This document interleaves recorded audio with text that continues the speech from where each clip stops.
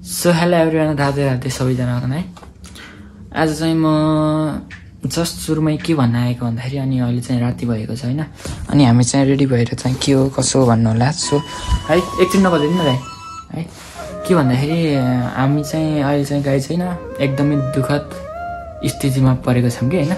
त्यही कारणले गर्दाखेरि चाहिँ के भन्दाखेरि अब चाहिँ मेरो 1 मन्थ सायद हैन 1 मन्थ है 1 मन्थ 20 डेज जति भ्लग आउँदैन। सो युट्युबबाट चाहिँ बाइ बाइ अनि टिकटकबाट पनि बाइ बाइ भन्न चाहन्छु, किनभने अहिले चाहिँ म भ्लगहरू हाल्दिनँ हैन।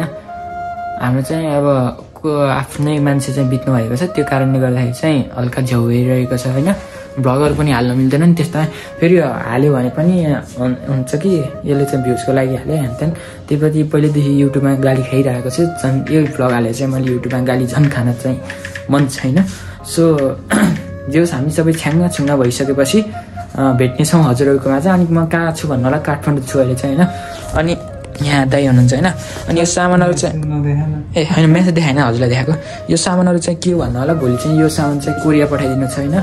भोलि पठाएर चाहिँ हामी वहाँ जानुपर्ने हुन्छ, बिते थाना चाहिँ जानुपर्ने हुन्छ। आज चाहिँ हामी अर्जेन्ट वहाँ पुगेर यहाँ माथि हजुरलाई स्क्रिनमा पनि देखाइरहेको छु नि, त्यो भिडियो देखिसक्नु भयो हैन। वहाँ घाटामा पुगेर सबै थोक गरिसकेर चाहिँ आएर मम्मीहरू चाहिँ उता जानुभयो, मम्मीहरूले पनि बार्नुपर्छ नि, सबै कुरो गर्नुपर्छ, हामीले पनि बार्नुपर्ने हुन्छ। केही पनि खाएको छैन खासमा अहिलेसम्म चाहिँ, अब खानु पनि भएन नि यस्तो बेला त। त्यही भनेर अब सो हजुरहरूको माझमा चाहिँ केही टाइमको लागि चाहिँ क्विट हुँदैछ भ्लग एन्ड प्लस यो युट्युब च्यानलमा अनि टिकटकमा हैन। अब बनाउँदिनँ कि, किनकि खुलिसकेपछि यस्तरी ब्याक भएर आउँछु म हैन। कहाँ जान्छु के गर्छु सबै कुरो देखाउँछु। हजुरले जे चाहनु भएको थियो सबै ल्याउने छु। सो हजुरहरूले नराम्रो नमान्नु होला, ल माया नमार्दिनु होला भन्दै आजको लागि चाहिँ बिदा हुन्छु है।